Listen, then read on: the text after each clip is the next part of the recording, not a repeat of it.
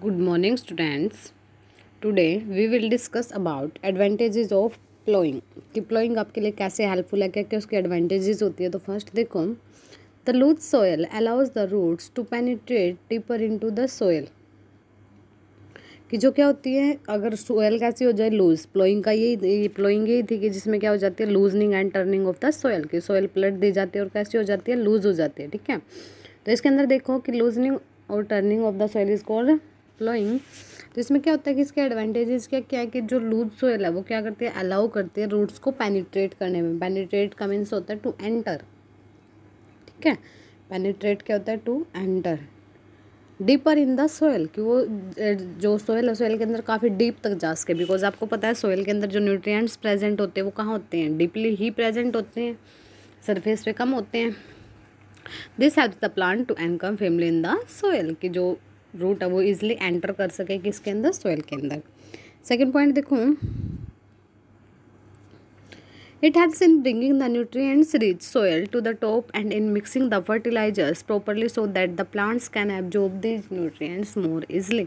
कि क्या करती है, इसमें हेल्प करती है कि जो न्यूट्रिएंट रिच सोयल है, न्यूट्रिएंट रिच सोयल जो टॉप सोयल में अगर जो न्यूट्रिएंट्स प्रेजेंट होते हैं वो क्या कर सके, मिक्स कर सके इजली किसके साथ, फर्टिलाइजर्स के साथ. कि जो हम फर्टिलाइजर्स डालते हैं वो इसके साथ क्या हो सके, इजली मिक्स हो सके और न्यूट्रिएंट्स प्लांट्स तक इजली पहुंच सके. इसलिए क्या किया जाता है, प्लोइंग की जाती है. ठीक है, थर्ड पॉइंट हमारा, it helps in trapping air into the soil. कि जब भी सोयल को लूज़ करोगे तो उस टाइम पे क्या होती है कि सोयल के अंदर किसकी अमाउंट इंक्रीज हो जाती है, एयर की अमाउंट. ठीक है, which is used by the roots to breathe. जिसको आगे फर्दर कौन यूज़ करती है, रूट्स यूज़ करती है ब्रीथिंग के लिए. It helps to retain moisture for a longer time. कि इसके अंदर क्या रहता है, मॉइस्चर रहता है लंबे टाइम के लिए. अगर हम प्लोइंग करते हैं, प्लोइंग के बाद उसकी इरीगेशन करते हैं तो उसमें जो मॉइस्चर है वो लंबे टाइम तक रहता है. ठीक है, बिकॉज वो डीपली एब्जॉर्ब हो जाता है सोयल के अंदर. It helps to remove unwanted plants and destroys the egg of insects और pest that can damage the crop in the future. कि किस में हेल्प करती है कि जो न्यूट्रिएंट अनवांटेड प्लांट्स होते हैं किसके अंदर, सोयल के अंदर जो अनवांटेड प्लांट्स होते हैं. अनवांटेड प्लांट्स पता है जिसको हम वीड्स भी बोलते हैं, जो हमें नहीं चाहिए, जिसकी रिक्वायरमेंट हमें नहीं होती. ठीक है, या फिर कुछ एनिमल्स उसके अंदर बर्ड्स रहना स्टार्ट कर देते हैं सोयल के अंदर. जब वो अनकल्टिवेटेड होती हैं तो उसके अंदर एग्स वगैरह पड़े होते हैं एनिमल्स वगैरह के, जैसे स्नेक्स वगैरह के. ठीक है, फ्रॉग वगैरह के. तो उसको क्या किया जाता है, वहाँ पे प्लोइंग के टाइम पे वो क्या हो जाते हैं, डैमेज हो जाते हैं और क्रॉप को आगे डैमेज होने से प्रोटेक्ट कर सकते हैं हम फ्यूचर में. ठीक है, नेक्स्ट है, the loose soil also aids in the growth of useful soil bacteria and earthworm. कि अगर सोयल लूज आपकी यानी प्लोइंग हो चुकी है तो उसमें क्या होता है, एड्स का मीन्स क्या आता है, हेल्प्स. ठीक है, तो किस में हेल्प्स करती है वो, growth of useful soil bacteria and earthworm. कि जो बैक्टीरिया की ग्रोथ और अर्थवॉर्म्स की ग्रोथ हो जाए उसके अंदर, because these are useful for the plants. ठीक है, these organisms convert decaying material into humus. की जो डिकेइंग मटेरियल है ना, जो गला सड़ा मटेरियल पड़ा है उसको किस में कन्वर्ट कर देते हैं, ह्यूमस. ठीक है, और वो क्या करता है, ह्यूमस क्या होता है, which increase the fertility of this soil. कि वो इंक्रीज करता है किसकी, सोयल की फर्टिलिटी को. ठीक है, फर्टिलिटी क्या होती है, उसकी जर्मिनेशन, जो जर्मिनेटिंग पावर है. ठीक है, next, the tools used in various agriculture practices are called agricultural implements. कि जो उसके लिए हम यूज़ करते हैं, प्लोइंग के लिए जो टूल्स यूज़ करते हैं उनको हम क्या बोलते हैं, एग्रीकल्चरल इम्प्लीमेंट्स. तो इसके देखो कुछ हमारे इम्प्लीमेंट्स हैं. तो देखो कौन कौन से इम्प्लीमेंट्स यूज होते हैं इसके अंदर. फर्स्ट देखो, फर्स्ट है प्लो. प्लो क्या होता है, हल होता है ना, देखा है ना सभी ने, ये हल. ठीक है, प्लो होता है. इसके अंदर क्या होता है, एक बेसिक टूल है, ये पहले यूज़ किया जाता था most part of agriculture history. कि जब एग्रीकल्चर की स्टार्टिंग हुई थी तो उस टाइम पे कि इसका सोयल की प्लोइंग के लिए क्या यूज़ किया जाता था, प्लो यूज़ किया जाता है. इसे प्लो यूज़ किया जाता था, इसलिए हम इसको क्या बोलते थे, प्लोइंग. ठीक है, तो देखो, it consist of a strong triangular iron strip called ploughshare. कि इसके यहाँ पे क्या होती है, स्ट्रॉन्ग आयरन की स्ट्रिप होती है जिसको हम क्या बोलते थे, ploughshare. The main part of the plough has a long wooden rod called the plough shaft. इसके ऊपर क्या होते थे, एक मेन पार्ट होता था जिसको हम क्या बोलते थे, प्लो साफ्ट. कि इसको पकड़ने के लिए यूज़ की जाती थी. ठीक है, there is a handle at one end of the shaft while the other end is placed on the animal's neck. यहाँ पे एक हैंडल है ना, ये हैंडल क्या किया जाता था, एक हैंडल तो क्या किया जाता था इसके शाफ्ट के साथ, जो ये शाफ्ट है हमारी प्लो शाफ्ट, इसके साथ अटैच होता था। और दूसरा कहाँ रखा जाता था, एनिमल्स की नेक पे, ठीक है। एनिमल्स की नेक क्या करती थी, पुल करती थी इसको, प्लो को खींच के लेके जाती थी। Earlier ploughs were made of wood but these days iron ploughs are being used. कि स्टार्टिंग में जब प्लोइंग का यूज़ करना स्टार्ट किया था, प्लो का हल का यूज़ करना स्टार्ट किया था, तो उस टाइम पे वो किसके होते थे, वुड के बने होते थे। बट लास्ट में किसके बनने स्टार्ट हो गए थे, वो आयरन के, ठीक है। तो ये आपका structure of a plough. Next अभी कि उसके बाद प्लो तो हमारे बहुत पहले यूज़ किए जाते थे, और उनको कौन पुल करता था, या तो हॉर्सेस या ऑक्शन एंड म्यूल्स, खच्चर वगैरह, इनको क्या करते थे, पुल करते थे। उसके बाद इसकी जगह किन कार एनिमल्स की जगह ट्रैक्टर्स का भी यूज किया जाने लगा। In many parts of India ploughs are still drawn by animals as these are inexpensive. कि आज इंडिया के कुछ पार्ट्स में आज भी प्लो का यूज़ किसकी हेल्प से किया जाता है, एनिमल्स की हेल्प से किया जाता है। बिकॉज ट्रैक्टर में क्या है, एक्सपेंसिव होता है ट्रैक्टर का यूज़ करवाना, बल्कि एनिमल्स का एक कैसा होता है, इनएक्सपेंसिव होता है, ठीक है, खर्च कम आता है उसमें। नेक्स्ट जो टूल्स यूज होते हैं किसके लिए, प्लोइंग के लिए, दैट इज़ हो, ठीक है। हो क्या होता है, देखो, is another tool use for tilling. किसके लिए यूज़ किया जाता है, टिलिंग के लिए। देखो ये दिखा हुआ है स्ट्रक्चर में, देख रखा होगा सभी ने। It consist of A flat iron blade. इसके नीचे क्या होता है, एक फ्लैट आयरन का ब्लेड होता है, ठीक है, दिखाई दे रहा सभी को, फ्लैट आयरन ब्लेड सेट इन अ लॉन्ग वुडन हैंडल। किसको सेट किया जाता है, एक वुडन हैंडल के अंदर। ये लॉन्ग क्या है, एक वुडन हैंडल है, इसको पकड़ने के लिए यूज़ किया जाता है। और ये क्या किसके लिए यूज़ होता है, और नॉर्मली इसको जब चलाया जाता है तो किसके लिए यूज़ किया जाता है, ये अनवांटेड प्लांट्स को रिमूव करने के लिए, ठीक है। और सॉइल कैसी हो जाती है वहाँ से लूज। तो जहाँ पे एरिया स्मॉल होता है, यानी स्मॉल एरिया के अंदर जब हमें क्या करनी होती है, जब हमें स्मॉल एरिया के अंदर क्या करना होता है, उस मतलब एग्रीकल्चर करनी होती है, तो उस टाइम पे क्या किया जाता है, इसका यूज़ किया जाता है, ठीक है। नेक्स्ट देखो cultivator. Cultivator is a modern farm implement that has many metallic blades. Cultivator के अंदर देखो ये आपका क्या है, कल्टीवेटर, ठीक है। तो इसके अंदर क्या होते हैं, मतलब जो हमारे आयरन है, आयरन के ब्लेड्स होते हैं बहुत ज़्यादा, और ये अटैच किया जाता है किसके साथ, ट्रैक्टर के साथ। ऑलमोस्ट ने देखा होगा ये गाँव में। और ये क्या करता है, टाइम को सेव करता है, और ये ईजी होता है किसमें, ऑपरेट करने में, ठीक है। नेक्स्ट आपका लेवलिंग। प्लोइंग के बाद क्या की जाती है, लेवलिंग। लेवलिंग क्या होता है, लेवल बनाना उसका, कि जो आपका जो फील्ड है, अब क्या हो जाता है, जब प्लोइंग करते हैं तो ऊपर नीचे हो जाता है, तो उसको एक लेवल देना, ठीक है, सेम लेवल पे करना उसको। तो देखो after ploughing the land is left with big lumps of soil. कि प्लोइंग के बाद जो आपकी सॉइल है उसके अंदर क्या हो जाता है, लैंड के अंदर बड़े बड़े लम्प्स हो जाते हैं सॉइल के, ठीक है, बड़े बड़े मतलब पीसेज हो जाते हैं, इकट्ठे हो जाते हैं वहाँ सॉइल के। तो देखो this has to be levelled before sowing the seeds. अब वो इतने बड़े बड़े वहाँ पीसेज हैं, तो उसके अंदर तो कल्टीवेशन नहीं होगी, हमारी क्रॉप नहीं उगेगी, तो उसके लिए क्या किया जाता है, उन्हें सबसे पहले लेवल किया जाता है उनको, ठीक है। This is done with the help of another tool called leveller. ये किसकी हेल्प से किया जाता है, लेवलर की हेल्प से किया जाता है। ये क्या कर देता है, जो बड़े बड़े लम्प्स है ना सॉइल के, उनको क्या कर देता है, ब्रेक कर देता है। It is driven either by animals और बाय ट्रैक्टर। कि पहले जब अगर हम प्लो का भी यूज़ एनिमल्स के साथ कर रहे हैं तो इसके लिए भी हम एनिमल्स का यूज़ करते हैं, और अगर हम ट्रैक्टर का यूज़ कर सकते हैं। ये जो लेवलर है इसके वेट बहुत ज़्यादा हाई होता है, तो ये क्या कर देता है, जो सॉइल के पीसेज है उनको क्या कर देता है, ब्रेक, ठीक है।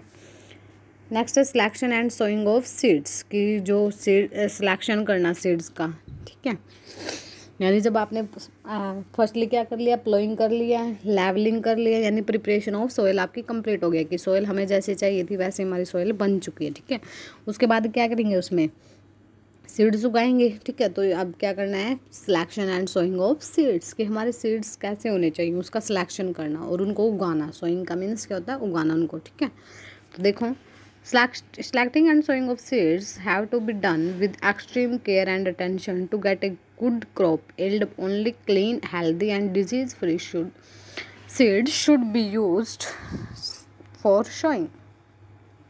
कि जब आप क्या करते हो, सिलेक्टिंग और शोइंग करते हो सीड्स के, ठीक है, तो उस टाइम पे हमें वो बिल्कुल केयर के साथ, अटेंशन के साथ करना होता है। बिकॉज आपको पता है जितना हेल्दी सीड होगा उतने ही क्या होंगे, क्रॉप की यील्ड इंक्रीज होगी। यील्ड क्या होती है, अमाउंट, ठीक है, क्या होती है, यील्ड अमाउंट। तो ये क्या होगी, यील्ड भी जो अमाउंट है, वो जो क्रॉप की जो हमारी अमाउंट आती है बाद में ठीक है। तो वो क्या हो जाएगी, इंक्रीज हो जाएगी। अगर सीड कैसे आपके हेल्दी, अगर आपके सीड अनहेल्दी हैं तो क्या हो जाएगा, तो आपकी वो सीड्स आपके क्या होंगे, ग्रो ही नहीं होंगे। ठीक है। तो नेक्स्ट देखो, इसके अंदर एक एक्टिविटी परफॉर्म करेंगे हम, किसके लिए कि वो क्या देखने के लिए करेंगे हम एक्टिविटी को परफॉर्म, कि जो हमारे सीड्स हैं हमारे पास वो हेल्दी हैं या फिर अनहेल्दी हैं। ठीक है। तो देखो, to separate good and healthy seeds from damaged and unhealthy seeds, की अगर हमारे पास मिक्सचर है दोनों का, कि कुछ सीड उसके अंदर हेल्दी हैं और कुछ क्या है अनहेल्दी है, तो हम सारों के सारे को तो यूज़ भी नहीं कर सकते और सबको हम ऐसे डिस्कार्ड भी नहीं कर सकते। तो उसके लिए हम क्या कर लेंगे, उनको सेपरेट कर लेंगे। तो सेपरेट करने के लिए क्या करना पड़ेगा आपको, एक कंटेनर लेना, एक बिकर लेना, उसके अंदर क्या कर देना, एक वाटर लेना है। ठीक है। उसको फिल कर लो हाफ वाटर के साथ। अब क्या करो, जितने भी आपके पास क्या है सीड्स है सारे के सारे इसके अंदर डाल दो, इस बिकर के अंदर डाल दो। ठीक है। क्या डालोगे, इसके अंदर सारे के सारे सीड्स डाल दोगे। ठीक है। अब क्या होगा, कुछ हावर्स के बाद जब आप देखोगे तो उसके अंदर क्या मिलेंगे, कुछ सीड्स तो क्या करते मिलेंगे, फ्लोट करते मिलेंगे, जैसे ऐसे फ्लोट कर रहे हैं। ठीक है। और कुछ क्या मिलेंगे, सेट एट द बॉटम। ठीक है। तो जो बॉटम पे सेट हुए वो कैसे सीड्स, आपके हेल्दी सीड्स। कैसे सीड है ये, हेल्दी सीड। और जो ये ऊपर फ्लोट कर रहे हैं कैसे हैं, अनहेल्दी सीड्स। ठीक है। यानी ये आपके आगे अगर आपकी इनकी शोइंग करोगे तो क्या होगा,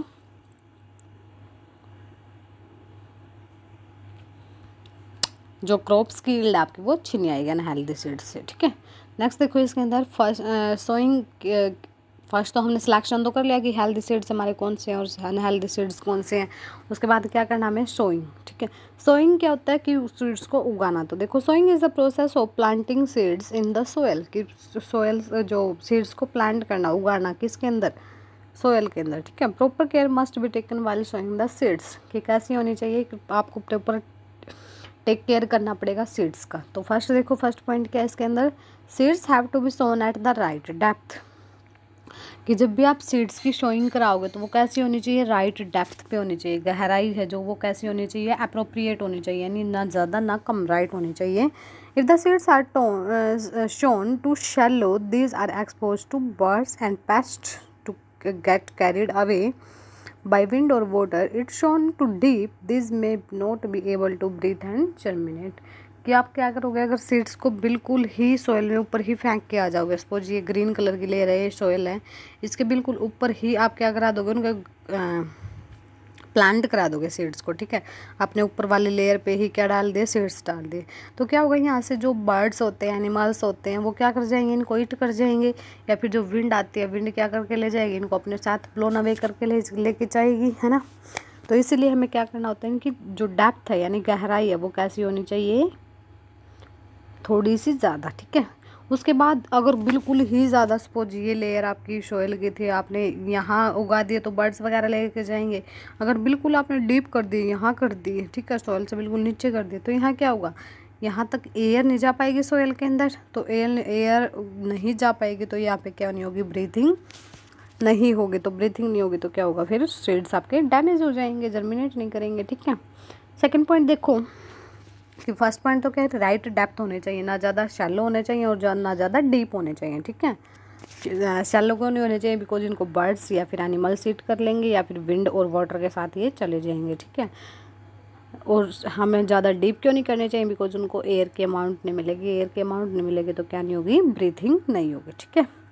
नेक्स्ट देखो, second point, seeds have to be sown at the appropriate distance, कि इनकी जो डिस्टेंस है वो भी कैसी होनी चाहिए, appropriate, so that this get sufficient amount of air, water, nutrients and sunlight, कि अगर आपने सारे के सारे सीड्स एक ही जगह पे कल्टीवेट करा दिए, यहाँ सारे के सारे एक ही जगह प्लांट करा दिए, तो क्या होगा, जितने भी प्लांट्स बनेंगे अब सबको क्या चाहिए, न्यूट्रिएंट्स भी चाहिए। तो सारे के सारे एक ही जगह से न्यूट्रिएंट्स लेंगे तो क्या होगा, कुछ प्लांट्स हमारे कैसे रहे, सबको न्यूट्रिएंट्स नहीं मिल पाएंगे।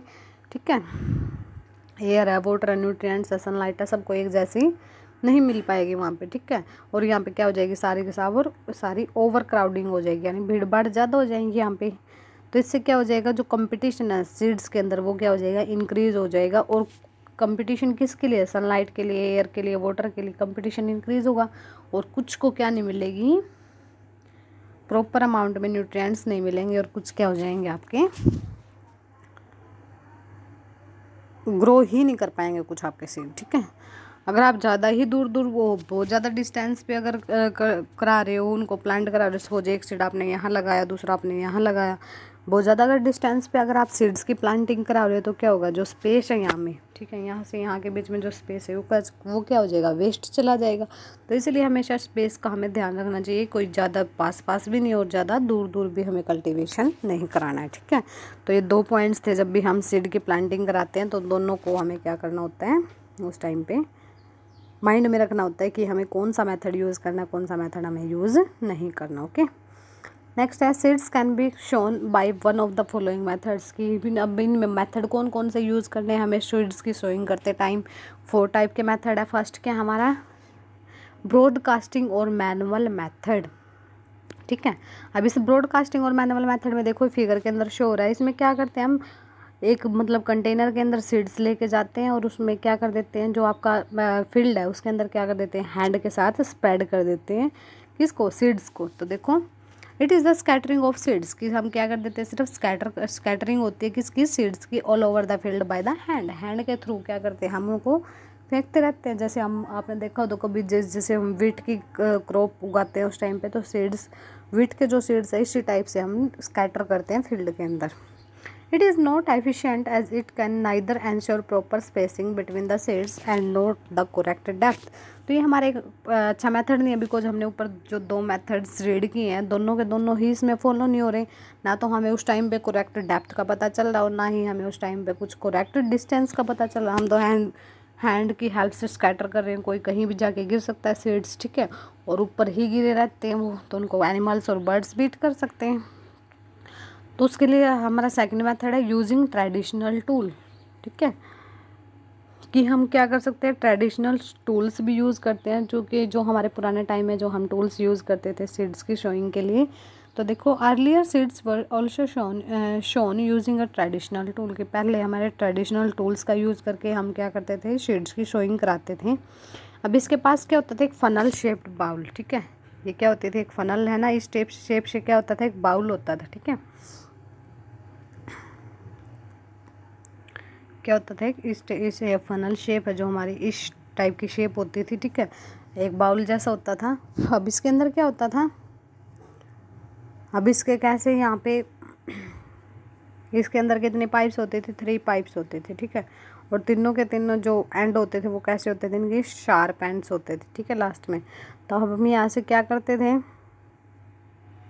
यहाँ से हम सारे के सारे सीड डाल देते थे इसके अंदर, ठीक है, यहाँ से हम सीड डाल के लेके जाते थे।